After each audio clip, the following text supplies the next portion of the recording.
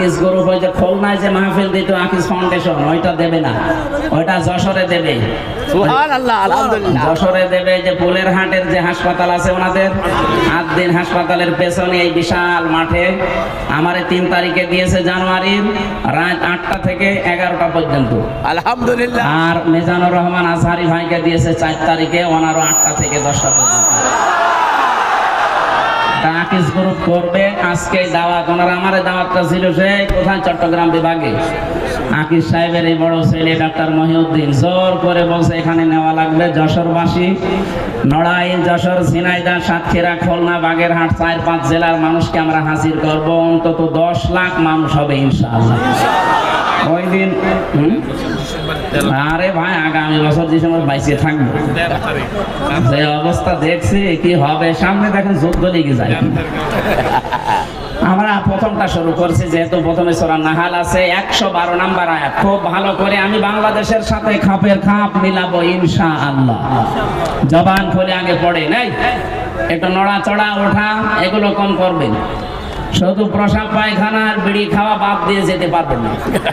বিড়ি খেতে পারেন, অনেকের নেশা আছে তো না খেলেও মরে যাবে, আপনি খেয়ে আবার চলে আসেন নাকি। আর আমি আকিস গ্রুপে আছি খতিব হিসাবে, ওদের বিড়ি যেন একটু বিক্রি হয়, এই জন্য আমার আবার অ্যাডভার্টাইজ করা লাগবে না, আপনারা খেয়ে আবার চলে আসবেন। আমি চট্টগ্রাম আর সিলেটে বহু ইমাম সাহেবকে বিড়ি খেয়ে ফেলে দিয়ে নামাজে দাঁড়াতে দিয়েছি। তারা ইমাম সাহেব আস্তে আস্তে ছেড়ে দেবে, একবারে তো সম্ভব না। 12,000 কোটি, 14,000 কোটি, 20,000 কোটি এত টাকা একবারে ছেড়ে দেওয়া, এই জন্য ছেড়ে দিলেই ভালো ইনশাল্লাহ। সামনে এই আপনি বিড়ি খেতে যাচ্ছেন নাকি? হ্যাঁ নেন, আমরা একটু তেলাওয়াত করি, শয়তান আশপাশে থাকলে জানাবে পালাই। বলেন আউযু বিল্লাহি মিনাশ শাইতানির রাজিম, বিসমিল্লাহির রহমানির রহিম। وضرب الله مثلا قرية كانت آمنة مطمئنة। এ পর্যন্ত থাক। সূরা নাহাল, কোন সূরা বললাম? তাফসীর করার জন্য এখানে অ্যাডভোকেট গাজী এনামুল হক সাহেব আছে, বহু পুরাতন মানুষ আপনাদের, কত আলেম বসে আছে। তাফসীরের মূল নীতি উসুলে তাফসীরের প্রায় 13টা লেখা আছে। এটা তাফসীরে খাজেনের প্রথমে পাবেন। কোন আয়াত থেকে কথা বলতে হলে তার আগের আয়াত পরের আয়াতের সাথে সম্পর্ক কি, এইটা মাতৃভাষায় অর্থ, শুদ্ধ তেলাওয়াত, এরপরে ঐতিহাসিক প্রেক্ষাপট, শানে নজরুল যেটা বলে ব্যাকগ্রাউন্ড, এরপরে এখানকার শিক্ষা কি, এরপরে শিক্ষা নিয়ে বাড়ি যাওয়া লাগবে, এগুলো আগে বলা লাগে। আমরা এগুলো আপনারা সবাই জানেন, আমরা একবারে চলে যাচ্ছি, যেহেতু শুদ্ধ তেলাওয়াত আমরা কমপ্লিট করেছি। আল্লাহ পাক এখানে একটা গ্রামের উদাহরণ দিয়েছি, এটা গ্রাম না, মনে করেন এই রহিতা, এই কদলাপাড়া, এই গ্রামের উদাহরণ আল্লাহ দিচ্ছেন। যদিও এই গ্রামের না, এটা মক্কা শরীফের। আমরা এই গ্রামটা একটু ধরে তারপরে তাফসীরের সাথে মিলাই। আমি যা বলছি এটা ফি জিলালিল কোরআন থেকে কোট করা। আল্লাহ রাব্বুল আলামিন বলেন, আমি একটা গ্রামের উদাহরণ দিলাম। এই গ্রামের উদাহরণ কেন দিয়েছি? কারণ এখানে যারা বসবাস করতো, 1 নম্বরে তারা নিরাপদ, 2 নম্বরে নিশ্চিন্ত। এ পর্যন্ত বাংলা অর্থ ছিল। ঐতিহাসিক প্রেক্ষাপট, শানে নজরুল কি, মুফাসসির লিখেছেন তাফসীরে হাক্কানীতে, নবীজি যখন মেরাজে যাচ্ছিলেন দেখলেন কালো কালো কি যেন উপরে উঠতেছে। বিশ্ব নবী যখন প্রথম আসমান পাড়ি দিয়ে 6ষ্ঠ আসমান 7ম আসমানে উঠবেন, তখন দেখলেন কালো কালো কি যেন পিপিলিকার মতো নামতেছে। জিজ্ঞাসা করলেন, ইয়া আখি জিবরাইল, হে ভাই জিবরাইল, আমার সফর সঙ্গী আপনি, এই যে কালো কালো কি ওঠে, আরে পিপিলিকার মতো কি এগুলো নামে? ভালো করে শুনবেন, ফেরেশতা জিবরাইল ওই দিন বলেছিল, হে রাসূল, দুনিয়াতে যে যেই ধরনের গোনাগুলো করে এগুলো সব আকাশে উঠতেছে, আর এই গোনাগুলো আল্লাহ যাবার গজব করে যে পিপিলিকার মতো নামাচ্ছে। পৃথিবীতে আমরা যে যেই ধরনের গোনা করব এটা কিন্তু আবার রিটার্ন আসবে। কথা বুঝতেছি? তাহলে এমন আজকে এমন শিক্ষা নিয়ে যাব যেন অন্তত এগুলো আর না ওঠে, এটা বন্ধ হয়ে যায়। এটা যদি নিচ থেকে বন্ধ হয়ে যায়, উপর থেকে আসাও বন্ধ হয়ে যাবে। কথা বলেন না কেন? আল্লাহ ইচ্ছা করে কিচ্ছু নামাতে চান না। আমরা যা করি এটা ইনপুট দেওয়ার পর এটা আউটপুট আসে। কোরআনে কারিমে ব্যাপারে জানিয়েছেন সূরা রুমের 41 নম্বর আয়াতে, যাহারাল ফাসাদু ফিল বাররি ওয়াল বাহর বিমা কাসাবাত আইদিন নাস ইলা আখিরি আয়াত। আল্লাহ পাক বলেন, জলে স্থলে যে বিপদ আপদ মুসিবত গজব গুলো দেখতে পাও, একটাও আমি দিতে চাই না। এগুলো সব তোমার দুই হাতের কামাই। কেন এগুলো দেই জানো? লিউযিকাহুম বা'দাল্লাযী আমিলু, আমি মজা চাকাতে চাই, স্বাদ আস্বাদন করাতে চাই। তোমরা যে অপরাধ গুলো করো, আমল করো, কাজ করো, এই কাজের কিছু প্রতিদান আমি দুনিয়ায় পাঠাই। লাআল্লাহুম ইয়ারজিউন, আশা করি তোমরা ফিরে আসবে। কিন্তু আমার আল্লাহর আফসোস, ফিরে তো আসো না, তোমাদের বৃদ্ধি আরো বাড়ে। কথা বলেন না কেন? সূরা সূরা 30 নম্বর আয়াতে আল্লাহ একটু বিস্তারিত ভাবে আয়াতে দিয়েছেন, ওয়া মা সাবাকুম মিন মুসিবাতিন ফাবিমা কাসাবাত আইদিকুম ওয়া ইয়াফু আন কাসীর। জলস্থলে যে বিপদ আপদ মুসিবত গুলো আসে, সব কিন্তু তোমাদের হাতের কামাই করা। অধিকাংশ তো আমি আল্লাহ মাফ করে দেই। তাছাড়া যত অপরাধ তোমরা দুনিয়ায় সংগঠিত করো, সবগুলো তো উপরে উঠতেছে। এগুলো যদি আমি আল্লাহ গজব আর আযাব নাযিল করি, শ্বাস ফেলার সময় পেতে না। সুতরাং আমাদের উচিত হবে আয়াত থেকে শিক্ষা নেওয়া। আমরা দেখি আল্লাহ আয়াত দিয়ে কি জানাতে চাচ্ছেন। প্রথমে উদাহরণ দিচ্ছেন আল্লাহ, ওয়া দারাবাল্লাহু মাসালান ক্বরিয়াতান। দরাবা মানে দৃষ্টান্ত দেওয়া। এই দৃষ্টান্ত, উদাহরণ, উপমা দিচ্ছে কে? এই দেখেন, ওয়া দারাবাল্লাহু মাসালান ক্বরিয়াতান কানাত আমিনাতান মুতমাইন্না। আল্লাহ বলেন, আমি নিজে উদাহরণ দিলাম, উপমা দিলাম, দৃষ্টান্ত দিলাম একটা গ্রামের। কি সেই গ্রামে ছিল জানো? ওই গ্রামের মানুষগুলো নিরাপদ ছিল এবং নিশ্চিন্ত ছিল। তাফসীরে ইবনে কাসিরের ভেতরে ব্যাখ্যায় লিখেছে, এই গ্রাম বলতে আল্লাহ মক্কা শরীফকে বুঝিয়েছেন। ওই জামানা পর্যন্ত মানুষ তামাম দুনিয়ায় এমন কাবার আশপাশ পর্যন্ত কেউ নিরাপদে ছিল না। চুরি ডাকাতি সন্ত্রাসী চিন্তায় মানুষের কোনো গ্যারান্টি ছিল না বেঁচে থাকার আশপাশে। কিন্তু কাবার আশপাশ গুলোতে যারা কাবার চত্বরের ভেতরে আসবে, আল্লাহ তাদের নিরাপদ এবং নিশ্চিন্ত করে দিয়েছিলেন। আল্লাহ বলেন, এতটুকুই আমি শেষ করিনি। ইয়াতিহা রিজকুহা রাগাদাম মিন কুল্লি মাকান। বিভিন্ন জায়গা থেকে আমি আল্লাহ তাদের জীবন উপকরণ পাঠিয়েছিলাম। আশপাশে ইয়েমেন ছিল, সিরিয়া ছিল। আজকে সিরিয়া বিজয় হয়নি। এই সমস্ত আশপাশ দেশ থেকে তাদের রিস্কের যে জীবন উপকরণ লাগে, রিজিক, সব আমি পাঠাতাম। আশপাশের মানুষগুলো যে ইমানদার ছিল তা না, কিন্তু ওই মানুষগুলোর বিবেক ছিল। ওর বিবেকের উপরে আমি আল্লাহ এমন ভাবে আঘাত দিয়েছিলাম, বাধ্য হয়ে তারা এদের জন্য খাবার পাঠিয়ে দিত, জীবন উপকরণ যা লাগে জীবন চলতে সব তারা পাঠাতো। কিন্তু তাদের এটা আমি সেট করে দিলাম, তাদের নিরাপত্তা তুলে নিয়েছি, তাদের নিশ্চিন্ত হওয়া এগুলো আমি আল্লাহ বন্ধ করে দিয়ে ফাদাকাল্লাহু লিবাসাল জুই ওয়াল খাউফ, আমি আল্লাহ পোশাক পরিয়ে দিলাম তাদের আচ্ছাদন করানোর জন্য। 1 নাম্বার ক্ষুধার পোশাক, 2 নাম্বার ভয়ের পোশাক। বিমা কানু ইয়াসনাউন, কারণ তারা যা করতো তার বিনিময়ে। এই যে এটা বাংলা অর্থ ছিল, এটার 1 নাম্বার কারণ আল্লাহ আয়াতের মাঝখানে 3টা শব্দ দিয়ে বুঝিয়েছেন কেন আমি এই নিরাপদ এবং নিশ্চিন্ত। এটা বন্ধ করে দিয়ে এই ক্ষুধা এবং ভয়ের পোশাক পরিয়েছিলাম জানো। ফাকাফারাতে বিআনউমিল্লাহ, তারা আমি আল্লাহর নিয়ামতের সাথে কুফরি করেছিল। কি করেছিল?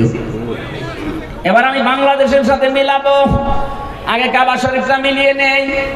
সূরা আলে ইমরান 4 নাম্বার পারার প্রথম নাম্বার পৃষ্ঠা 7 নাম্বার লাইনের 93 নাম্বার আয়াতের মাঝে এটা আছে, দেখবেন ওয়ামান দাখালাহু কানা আমিনা। আল্লাহ পাক বলেন যে এখানে প্রবেশ করে তাকে নিরাপত্তা দিয়ে দেয়। এই জায়গাটার নাম বাক্কা। বাক্কা মানে মক্কা। বাক্কা মানে কি? প্রাচীন নাম। ইন্না আউওয়ালা বাইতিন উযিআ লিন-নাস লাল্লাযী বিবাক্কাতা মুবারাকা ওয়া হুদাল লিল আলামিন। অবশ্যই পৃথিবীর প্রথম ঘর স্থাপিত হয়েছে যেটা, সেটা বাক্কায়। এই বাক্কা মানে মক্কা। আল্লাহ পাক বলেন এখানে যারা প্রবেশ করে মানুষগুলো নিরাপত্তা পেয়ে যায়। এটা দেন কে? আল্লাহ। এই কথা বলেন, এটা দেন কে? আরো জোরে বলেন। বাংলাদেশ কি কাবা শরীফ? বলেন। কাবা শরীফ থেকে কত দূরে আমরা? 6010 কিলোমিটার দূরে আমরা। এখন এই 56,000 বর্গ মাইলের বাংলাদেশ যদি আমরা নিরাপদ এবং নিশ্চিন্ত করতে চাই, কাবা শরীফে আল্লাহ যেমন ভাবে তৈরি করেছেন, যেই নিরাপত্তা দিয়েছেন, ওইটা আমাদের এই দেশে তৈরি করা লাগবে। কাবার চত্বরের ভেতরে 1 নাম্বার আপনি কোনো শিরিক পাবেন না। এক কথা বলছেন না কেন?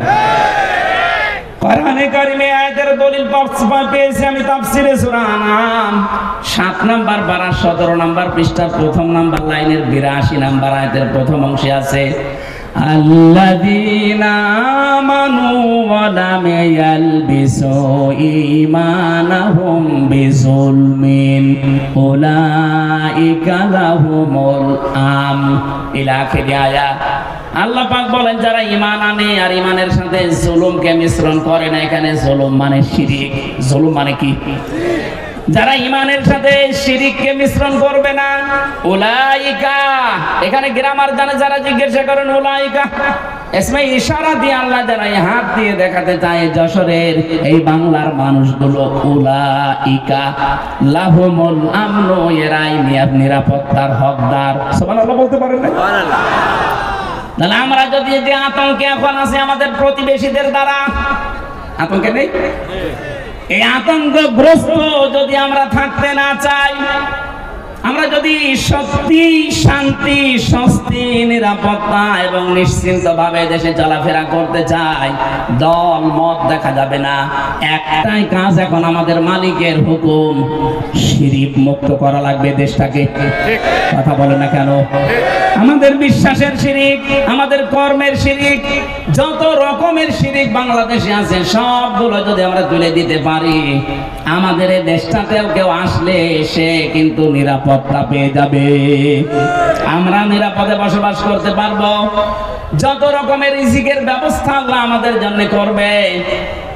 প্রতিবেশী খারাপ হয়েছে তাতে কি? এই প্রতিবেশী ছাড়া যদি আশপাশের সবগুলো দেশ চলতে পারে, বাংলাদেশও চলতে পারবে। দরকার এদের সব বাদ দিয়ে দেবো, হারাম এদের সাথে সম্পর্ক রাখা। আমরা এখন সম্পর্ক রাখবো আমাদের পুরাতন ভাই পাকিস্তানের সাথে, তুরস্কের সাথে, দরকার হয় চীনের সাথে। প্রতিটি জায়গা থেকে রিজিক আসবে। ১৫০০ বছর আগে যদি আল্লাহ এটা করতে পারে, আমাদের জন্য পারবে না মানে? আল্লাহকে এখন মুরব্বী হয়ে গেছে, এই কথা বলে না কেন? আমাদের বিশ্বাস আছে যে আল্লাহ যেমন ছিল ওই রকম আছে। কথা বলেন ঠিক কিনা? আল্লাহ ওই সময় যদি পারে কাবা শরীফের, আমাদের এই দেশটাতেও পারবে যদি আমরা ওই ধরনের ইমানদার হতে পারি। ওয়ালা তাহিনু ওয়ালা তাহজানু ওয়া আনতুমুল আ'লাউনা ইন কুনতুম মুমিনিন। আল্লাহ পাক বলেন কোনো ভয় নাই, কোনো চিন্তা নেই, তোমরাই বিজয়ী হবে যদি মুমিন হতে পারো। তাহলে বিজয় দেওয়ার মালিক কে? মুমিন হওয়ার মালিক অবশ্যই আল্লাহ। আল্লাহ মুমিন হবে? আল্লাহ তো মুমিন আছে। আল্লাহর নাম মুমিন না? এক কথা বলে লেখা। আল্লাহর যে ৫,০০০ নাম আছে, আমরা ৯৯টা বেশি জানি, তার ভেতরে মুমিন আছে না নেই? তাহলে মুমিন তো আল্লাহ আছে। আল্লাহর মুমিন হওয়া দরকার নেই, মুমিন হওয়া লাগবে কাদের? বিজয় দেবে কে? কোনো চিন্তা নেই, কোনো দুঃখ নেই, কারণ যারা আমরা এই এই কথা বলে ফেলেছি, ইন্না সলাতি ওয়া নুসুকি ওয়া মাহইয়ায়া ওয়া মামাতি লিল্লাহি রাব্বিল আলামিন। এই কথা যারা সত্যি আমরা মন দিয়ে, প্রাণ দিয়ে, মুখ দিয়ে বলে ফেলেছি, আমি নামাজ আল্লাহর জন্যে, আমার বেঁচে থাকা আল্লাহর জন্যে, আমার কোরবানি আল্লাহর জন্যে, আমার মরে যাওয়া আল্লাহর জন্যে, এই মানুষগুলোর তো বিন্দু মাত্র চিন্তা, টেনশন আসার কথা না। কথা বলেন ঠিক কিনা? এই মানুষের সংখ্যা আগস্টের 5 তারিখের আগ পর্যন্ত আমরা একটা জরিপ পেয়েছিলাম। এই যে বিশ্বাস যে আমার নামাজ, আমার কোরবানি, আমার বেঁচে থাকা, আমার মরে যাওয়া, মাত্র 100 জনের 15 জন এই বিশ্বাস করতো। কিন্তু এই 3 মাস 10 দিনের ব্যবধানে আমার আল্লাহ এমন একটা নিয়ামত আমাদের দিয়েছেন, এখন 100 জনের 58 জন মানুষ চাইছে যে এই আয়াতটা আমাদের দেশে কায়েম হোক। 15 জন থেকে 3 মাসে যদি 58 জন হয়ে যায়, কিছুদিন যেতে দেন, এদেশের 100 জনের 100 জন মানুষ চাইবে এই দুনিয়ায় আল্লাহর বিধান কায়েম হোক। ওইটাই সফলতা। যত ষড়যন্ত্র হচ্ছে, কোন কলকাঠিতে পা দেবেন না, কোন উস্কানিতে পা দেবেন না, কিচ্ছু হয়নি দেশের। ওরা সাইফুল ইসলাম আলিফকে হত্যা করার মাধ্যমে একটা ইস্যু তৈরি করে অস্থিতিশীল পরিবেশ বানাতে চেয়েছিল। যখন দেখে যে না, এরা তো পা দেয় না, আবার আর একটা তৈরি করবে। যত কিছু হয়ে যায় যাক, আমরা কিন্তু উহুদের ময়দানের মতো আছি। নবীজির কথা না মেনে উহুদের ময়দানে প্রথমে বিজয় হয়ে গেছে। কথা বিশ্বাস করে যারা গনিমতের মাল পোড়াতে গিয়েছে, তখনই কিন্তু আক্রমণ হয়েছে। কথা বলেন না কেন? এজন্য আমরা বিজয় পেয়েছি, কিন্তু নবীর হুকুম যেটা আছে, এই বিজয়কে ধরে রাখতে হলে আল্লাহর বিধানটা চালু করা লাগবে। আরো জোরে বলেন, নয়তো এই ষড়যন্ত্র থামছে না, থামবে না। আর এখন যদি আমরা কেউ ঘাট, কেউ বাজার, কেউ নৌকা, কেউ লঞ্চ, কেউ ঘাট, কেউ ব্রিজ, এগুলো যদি এখন গনিমতের মাল মনে করে আরম্ভ করতে চায়, ওরা কিন্তু বসে নেই। খালিদ বিন ওয়ালিদের মতো নেতৃত্ব দিয়ে আমাদেরকে আবার লাশ বানিয়ে ফেলবে। আর একবার যদি এবার পিছিয়ে যান, এদেশে কিন্তু 50 বছর আর ইসলাম আসবে না। সময় সুযোগ আল্লাহ একটু তৈরি করে দিয়েছে। কোন জাতি যদি নিজেদেরকে পরিবর্তনের জন্য চেষ্টা না চালায়, আল্লাহর অত দায় পড়ে না যে আল্লাহ জোর করে আপনাকে পরিবর্তন করে দেবে। ইন্নাল্লাহা লা ইউগাইয়িরু মা বিকাউমিন হাত্তা ইউগাইয়িরু মা বিআনফুসিহিম। অবশ্যই আল্লাহ কোন জাতির ভাগ্য পরিবর্তন করেন না যতক্ষণ তারা নিজেদের ভাগ্য নিজেরা পরিবর্তন করার চেষ্টা না করে। বাংলার মুসলমানেরা, এটা কিন্তু রেকর্ড হচ্ছে, কালকে সারা দেশে যাবে। আমার সামনে শুধু এই 50,000 মানুষ না, এখন 18 কোটি মানুষ নিয়ে কথা বলছি। সাবধান, আমরা নিজেদেরকে পরিবর্তনের সময় আল্লাহ হাতে তুলে দিয়েছে। এইটাও যদি এবার আপনি মিস করেন, ভুল করেন, বিশ্বাস করেন 53 বছর না, 153 বছর পেছিয়ে যাওয়া লাগবে। রিস্কে নিয়ে কোনো চিন্তা নেই। ওরা যদি ভয় দেখায় যে রিজিক বন্ধ করে দেব, আমাদের আমদানি রপ্তানি যাক, ওর পাশে মায়ানমার আছে, ওর পাশে মালদ্বীপ আছে, ভুটান আছে, পাকিস্তান আছে, চীন আছে, আফগানিস্তান আছে, একটার সাথে ওদের সম্পর্ক ভালো না। ওরা যদি ভারত ছাড়া চলতে পারে, বাংলাদেশ চলবে, কোনো অসুবিধা হবে না। কথা বলেন ঠিক কিনা? আমরা আপনার মতো মুশরিক না, আমাদের ভেতরে আর কিছু না থাক, ঈমান আছে। আরো জোরে আহ্বান, যারা দায়িত্বে আছে, খুব দ্রুত তাড়াতাড়ি ব্যবসা বাণিজ্য যা আছে সব কাট করে দেন। এগুলো সব পাকিস্তানের সাথে, তুরস্কের সাথে, চীনের সাথে আরম্ভ করেন, এমনিতে ভয়ে ওরা মরে যাবে। কারণ আমি তো ওই 17, 18, 19, 20, 4 বছর ওখানে প্রায় 1.5 মাস 2 মাস করে থাকতাম। ওদের আচরণ দেখেছি। কোরআনের ওই আয়াতের সাথে সূরা বাকারার 100 ভাগ ওদের মিল আছে। ওরা সবচাইতে বেশি ভয় পায় মরণকে। এই কথা বলেন না কেন? ওরা সবচাইতে বেশি ভয় পায় মরণকে। কথা কার? আরো জোরে। আর আমরা সবচাইতে বেশি ভালোবাসি মরণকে। কারণ কারণ আমরা জানি মরণের বিছানায় আছাড় খেয়ে পড়লে আমাদের একটা অবস্থান আছে। কি? সূরা নাহালে সূরার 32 নম্বর আয়াতে আছে, আল্লাযীনা তাতাওয়াফাহুমুল মালাইকাতু তাইয়্যিবিনা ইয়াকুলুনা সালামুন আলাইকুম উদখুলুল জান্নাতা বিমা কুনতুম তা'মালুন। যে মানুষগুলো এই পৃথিবীর ময়দানে মরণের বিছানায় আছাড় খেয়ে পড়বে, ফেরেশতারা দলে দলে আসতে থাকবে তার কাছে। তাইয়্যিবিন শব্দের শাব্দিক অর্থ শুধু পবিত্রতা না, এটা শুধু পোশাকের পবিত্রতা না, শুধু দেহের পবিত্রতা না, চিন্তা চেতনার পবিত্রতা, আমাদের বিশ্বাসের পবিত্রতা। যেহেতু ওদের বিশ্বাসে শিরিক আর আমাদের বিশ্বাসে ঈমান, এই কথা বলি না কেন? সুতরাং আমাদের যে পবিত্রতা আছে বিশ্বাসে, এই বিশ্বাস নিয়ে যখন আপনি পড়বেন মরণের বিছানায়, ফেরেশতারা এসে বলবে সালাম, শান্তি, উদখুলুল জান্নাহ, প্রবেশ করো এই জান্নাতে। আর ওরা মরণের সঙ্গে সঙ্গে দেখতে পাবে মাআওয়াহুন নার, আগুন। কি এই জন্য এত ভয় পাই আমরা যারা ইমানদার, যারা পবিত্র ইমানদার, এই মানুষগুলো মরণের সঙ্গে সঙ্গে আমরা দেখতে পাবো জান্নাত। ফেরেশতারা এসে বলবে প্রবেশ করো, উদখুলুল জান্নাতা বিমা কুনতুম তা'মালুন। দুনিয়ায় যা কাজ করেছো তার পুরস্কার হিসাবে আল্লাহ তোমাদেরকে এই বাগান দেখাচ্ছে। জোরে বলেন আমিন।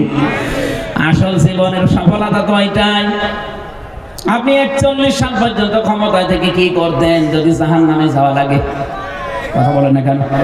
আমরা 41 সাল না, 41 সেকেন্ড বাঁচতে চাই, কিন্তু আমরা চাই আমাদেরকে আল্লাহ জান্নাতি বলে ঘোষণা দিক।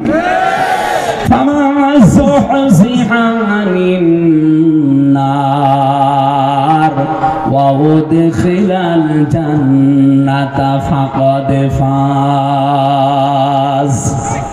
আল্লাহ পাক বলেন দুনিয়ার জীবন আসল জীবন না, ওই লোকটাই তো সফল যাকে আমি আল্লাহ জাহান্নাম থেকে মুক্ত করে জান্নাতি বলে ঘোষণা দিয়ে দিয়েছি।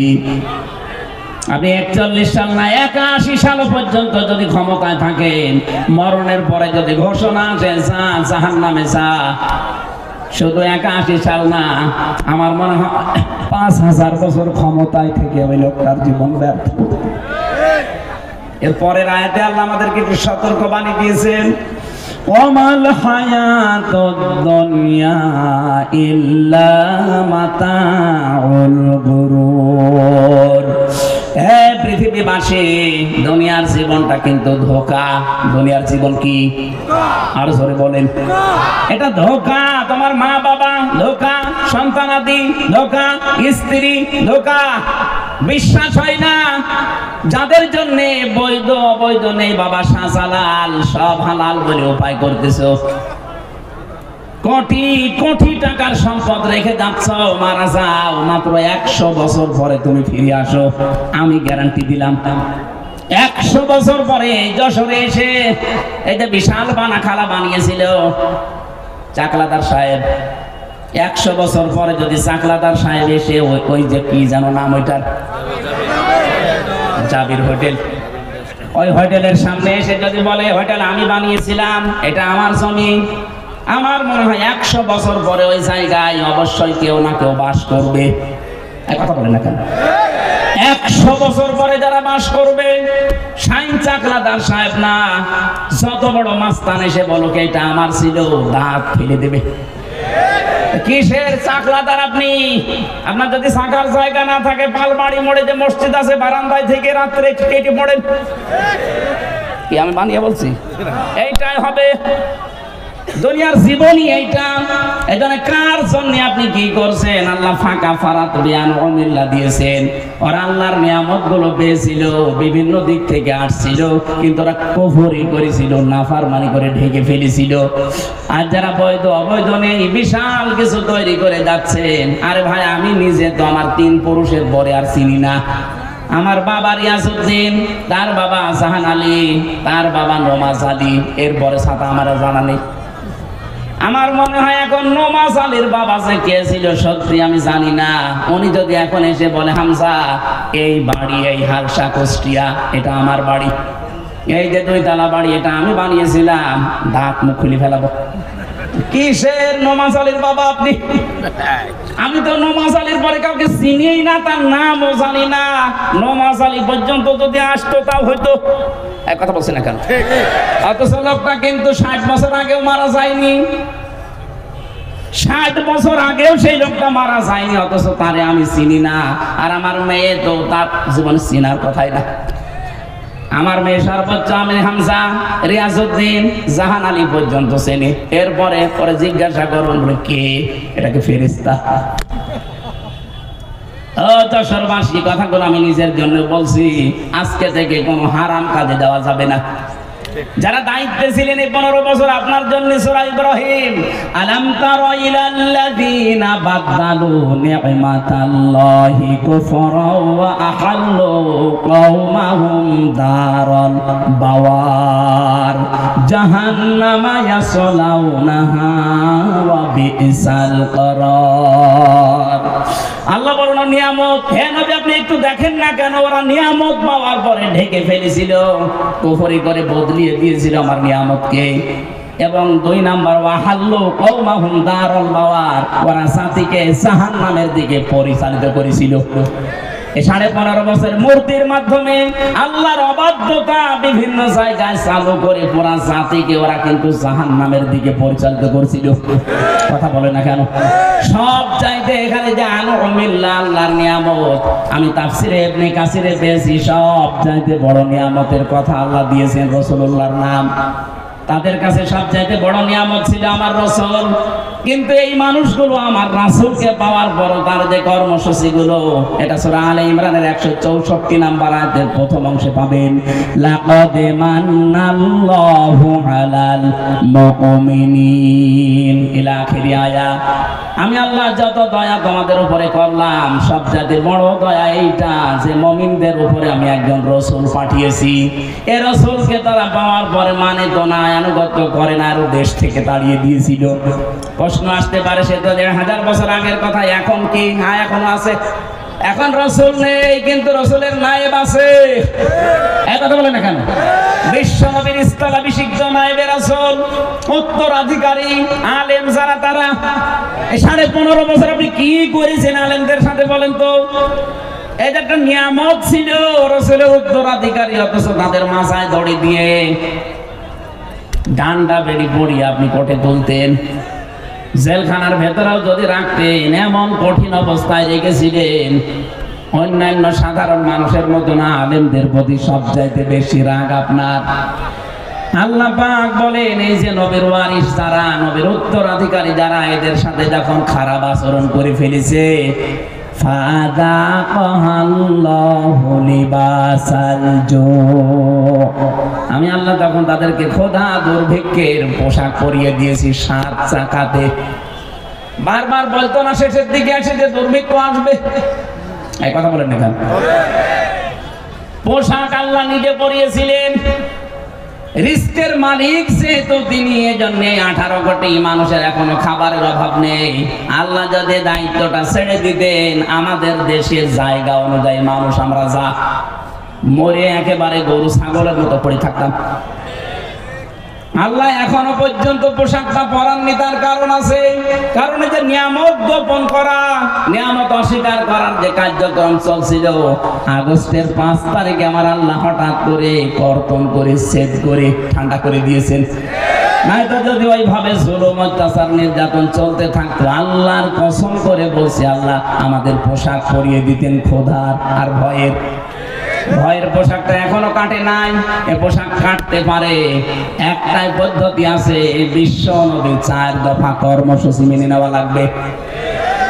কামা রাসালনা ফীকুম রাসূলাম মিনকুম ইয়াতলু আলাইকুম আয়াতিনা ওয়া ইউযাক্কিকুম ওয়া ইউআল্লিমুকুমুল কিতাবা ওয়াল হিকমা ওয়া ইউআল্লিমুকুম মা লাম তাকুনু তা'লামুন। বলেন আল্লাহু আকবার। চারটা কর্মসূচি এখন থেকে আমাদের হাতে নেওয়া লাগবে। 1 নম্বরে কোরআন তেলাওয়াত করে করে মানুষদেরকে বোঝাতে হবে, কারণ নবী নেই, এই দায়িত্ব এখন উম্মতি মুহাম্মদীর। কথা বলেন না কেন? যেই দলে এই কর্মসূচি আছে যে কোরআন তেলাওয়াত করে মানুষকে বোঝায়, কোরআনে কারীম শিক্ষা দেয়, কোরআন দিয়ে পবিত্র করার জন্য ব্যক্তি, পরিবার, সমাজ, রাষ্ট্রকে চেষ্টা চালায়, কোরআনে কারীমের শিক্ষা ব্যবস্থাকে শিক্ষায় নিয়ে যাওয়ার জন্য যারা চেষ্টা করে, হিকমতের সহিত যারা কাজ করে, হিকমত মানে সুন্নাত, সুন্নাত অনুযায়ী এই কাজগুলো যারা আঞ্জাম দেয়, অবশ্যই আপনাকে এই কর্মসূচিগুলো দুনিয়ায় বাস্তবায়ন করা লাগবে রাসূলের পদ্ধতিতে। যে করছে আপনি সেখানে যাবেন। আপনাকে আমি বিএনপি, আপনাকে আমি জামাত ইসলামী, আপনাকে আমি সর্বনাই করতে বলছি না। এই 4টা কর্মসূচি যাদের কাছে পাবেন তাদের সাথে জোটবদ্ধ হয়ে, তাদের পেছনে থেকে সংঘবদ্ধ হয়ে আল্লাহর নবীর 4 দফা কর্মসূচি জমিনে বাস্তবায়নের জন্য চেষ্টা করবেন। এইভাবে চেষ্টা করতে করতে যখন শেষ পর্যায়ে যাবেন, জীবনের শেষ দিন, আছাড় খেয়ে যখন মরণের বিছানায় পড়বেন, আল্লাহ পাক ফেরেশতা পাঠিয়ে আপনাকে যে জান্নাত দেবে ওটা দেখিয়ে দেবে। বলেন আমিন।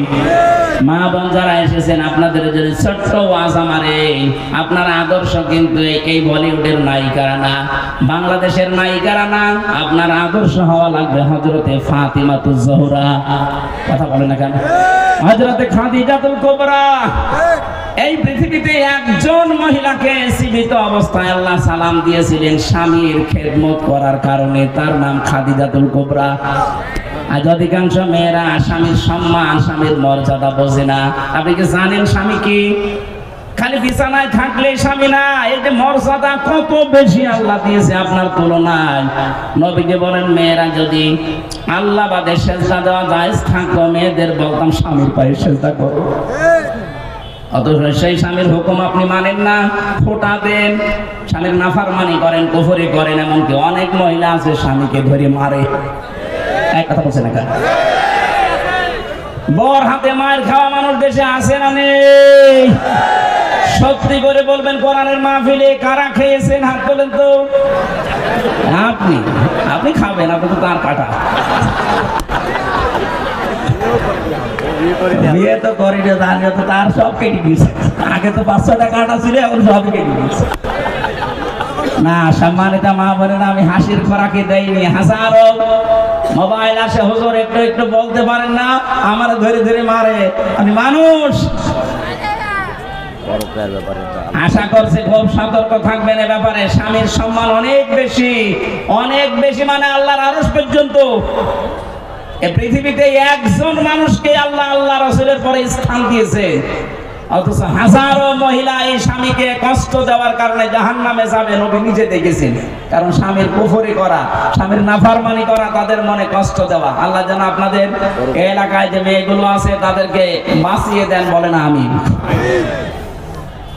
নবীজি তিরমিজি শরীফে জানিয়েছেন, ইদা নাসারা ইলাইহা সাররাতুহু, স্বামী যখন বাইরে থেকে আসবে, স্বামীকে আপনি আনন্দ দেবেন, অভ্যর্থনা জানাবেন, শুভেচ্ছা, স্বাগতম, এগুলো জানিয়ে তাকে খুশি করবেন।